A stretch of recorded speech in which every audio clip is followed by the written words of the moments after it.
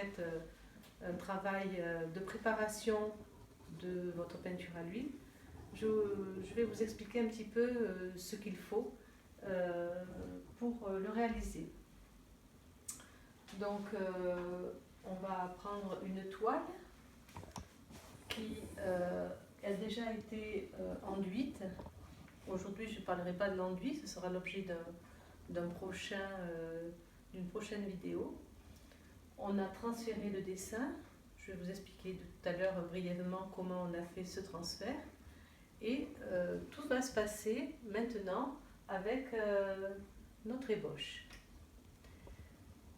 Donc, on va avoir besoin de préparer un vernis d'huile. C'est tout simple en fait, le vernis d'huile. Il suffit d'avoir de l'essence de térébenthine, pur gemme, très important, pur gemme, et de l'huile de lin ou de l'huile de noix pour les peintures. Une dosette, une petite dosette, et on va préparer notre vernis d'huile en faisant une mesure de térébenthine, d'essence de térébenthine, pur gemme,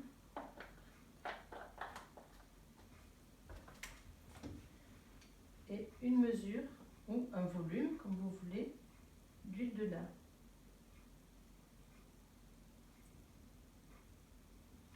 Je mélange. Voilà, ce vernis d'huile est prêt à l'emploi. Ensuite, on va parler de la couleur qu'on va utiliser, le pigment qu'on va utiliser. Il y a plusieurs possibilités dans cette technique. J'ai proposé cette technique déjà qui est ici, réalisée ici, avec un pigment qui est la terre d'ombre brûlée. Donc, uniquement terre d'ombre brûlée, broyée à l'huile et allongée avec le vernis d'huile. Je vous expliquerai comment on va procéder. Pour le deuxième tableau, on va faire un petit peu différemment. On va utiliser un mélange de 3 pigments qui sont la terre de sienne naturelle, l'ocre rouge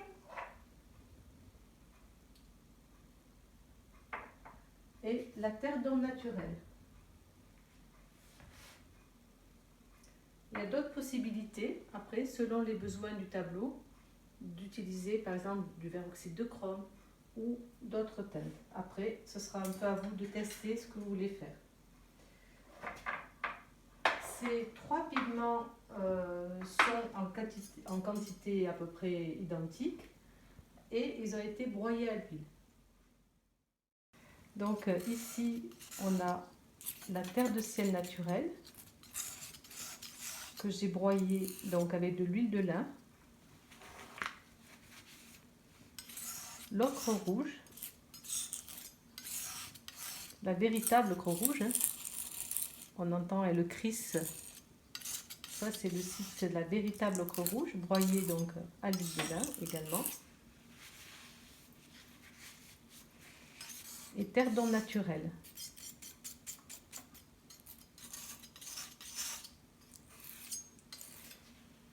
Alors, une petite astuce pour analyser la couleur du fond que l'on veut obtenir.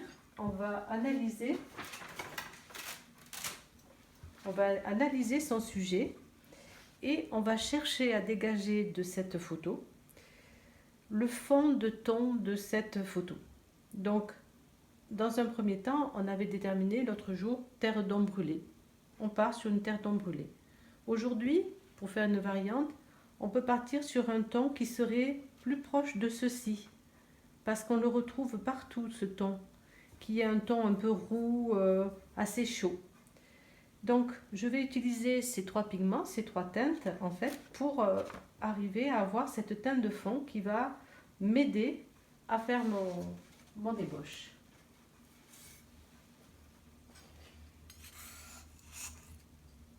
Donc, je prends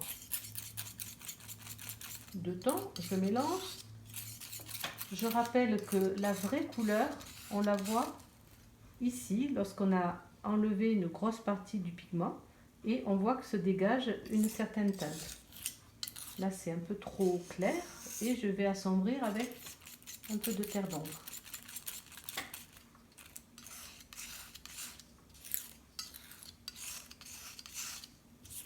Voilà, je cherche ma couleur, hein, je cherche le ton qui m'intéresse. Je vais le réchauffer encore un petit peu avec du rouge. Et je vais faire un petit test. Donc ça, c'est une chose importante, hein, que je vous engage à faire le plus souvent possible. Donc avec un pinceau, on charge son pinceau comme ceci. Et on va tester dans un petit coin du tableau pour voir si la couleur nous convient. Ben, c'est pas mal. Je pense que je peux partir là-dessus. Voilà, j'essuie.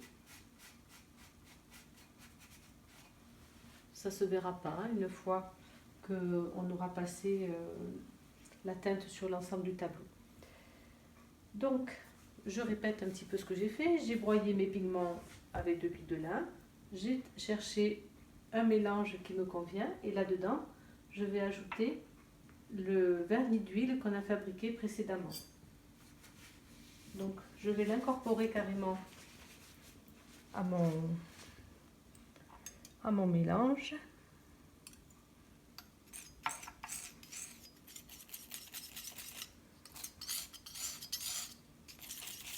Je veux avoir quelque chose d'assez fluide, pas trop liquide quand même, hein. Il faut que ça ait de la consistance. Et surtout, il faut essayer d'avoir la quantité voulue, de ne pas manquer. Parce qu'un mélange, c'est particulier. Quand on a un mélange, on sait qu'on fera jamais deux fois le même mélange. Donc là, je vais attaquer. Je mets un peu de vernis d'huile sur mon pinceau qui est propre et sec.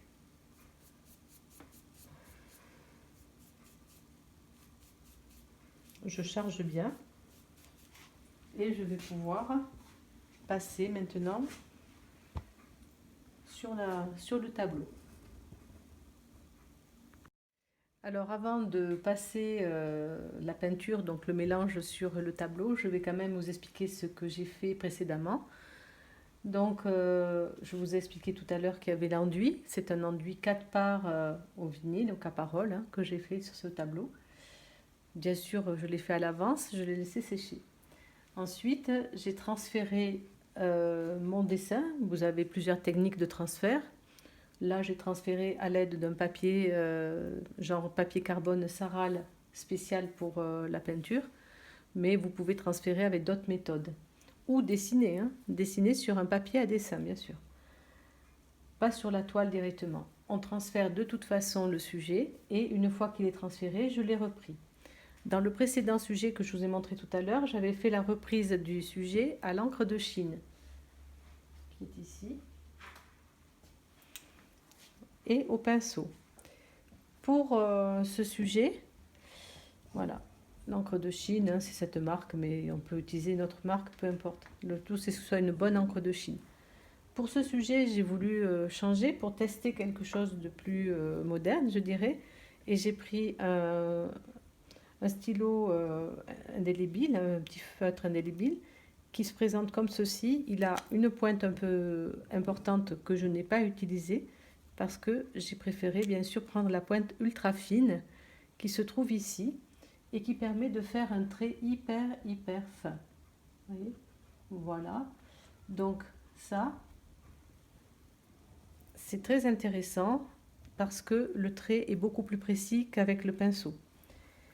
Si vous faites ça, il faut d'abord s'assurer que lorsqu'on va passer le vernis d'huile, on ne va pas avoir la mauvaise surprise de voir tout partir et tout s'effacer, hein. C'est arrivé quelquefois dans certains cas. Donc je vais tester, je prends un pinceau sur lequel j'ai mis une goutte de vernis d'huile avant de faire autre chose.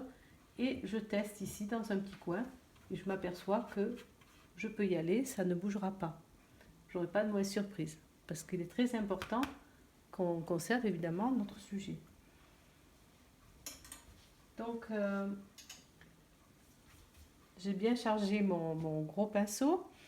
Donc là, il y a le mélange précédent dans lequel j'ai ajouté le vernis d'huile et je vais le passer comme ceci sur toute la surface du tableau.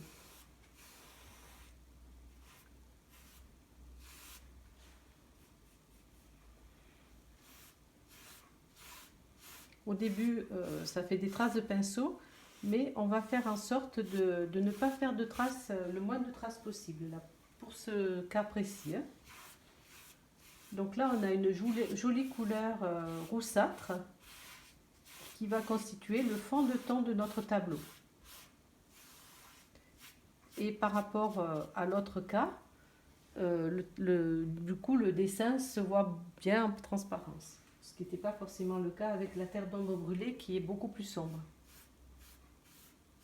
Voilà, je vais bien unifier ma trace de pinceau. Je ne veux pas de trace de pinceau le moins possible.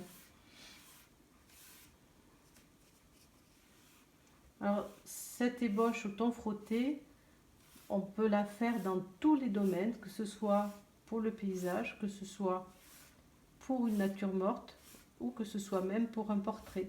On pourrait très bien envisager de faire cette base-là et ce travail-là pour faire un portrait.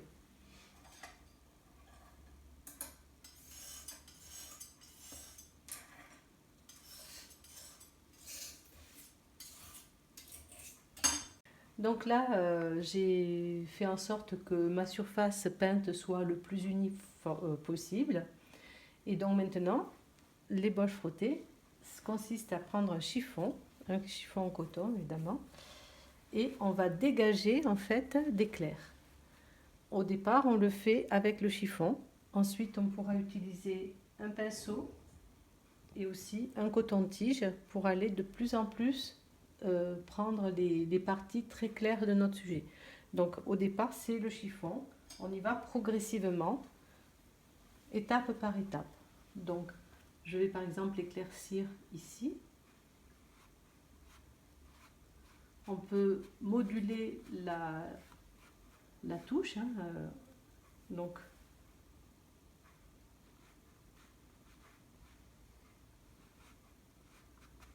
voilà.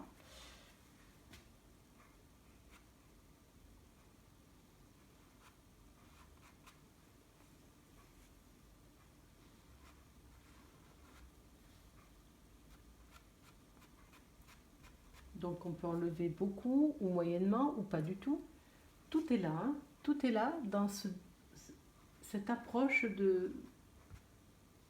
que vous allez avoir de votre sujet. Donc ça correspond à ça sur la photo.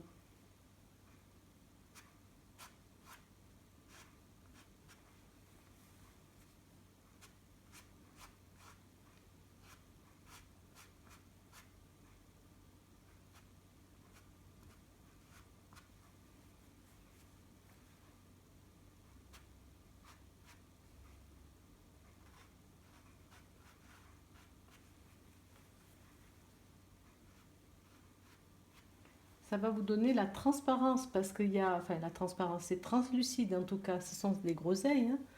C'est des groseilles blanches et elles ont une forme de translucidité qui va être intéressante à obtenir avec cette méthode.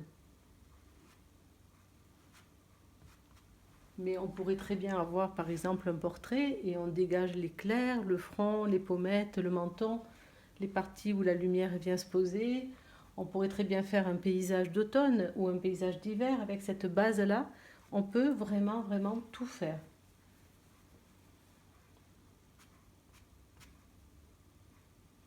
Dans les pigments, tout à l'heure, je vous parlais du vert oxyde de chrome. On peut aussi le faire avec un bleu de Prusse en fond. C'est encore une fois selon ce qu'on va vouloir peindre. Le fond de teint de son sujet. Le fond de teint. Je ne sais pas si c'est facile à comprendre, mais on pourrait dire le pitch, l'ambiance générale du sujet.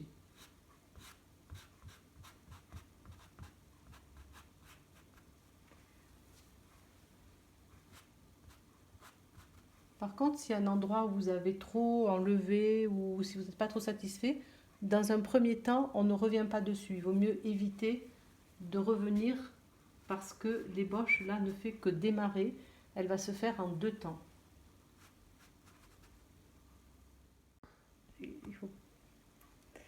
Donc là, j'ai continué à dégager mes clairs avec le chiffon. On va continuer ce travail en le peaufinant un petit peu. Donc on va utiliser un pinceau. Ça peut être un pinceau de différentes tailles, mais pas trop gros de toute façon. On trempe dans le vernis d'huile qu'on a utilisé. Et là, on va pouvoir travailler avec nettement plus de finesse. Par exemple, pour faire les petits traits qu'on a là. Et surtout, pensez à enlever chaque fois le pigment. On retrempe dans le vernis.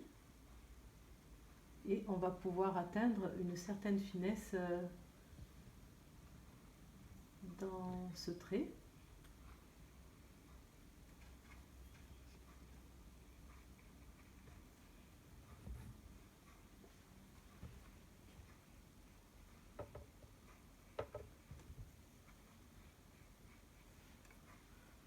Voilà, donc là c'est un travail beaucoup plus minutieux qu'on attaque, mais qui va donner un résultat un peu plus affiné qu'avec le simple chiffon.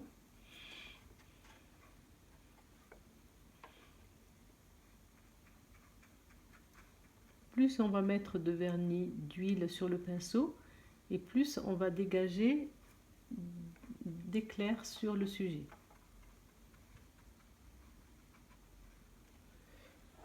Et enfin, dernière petite astuce, on peut utiliser un coton-tige qui va nous permettre, lui aussi trempé dans le vernis d'huile, et qui va nous permettre de faire des petits points de lumière.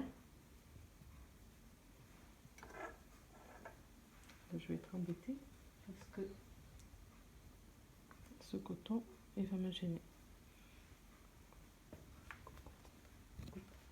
Voilà, donc à l'aide d'un coton-tige qui est imbibé de vernis d'huile, on va pouvoir faire les points de lumière qu'on voit par exemple ici.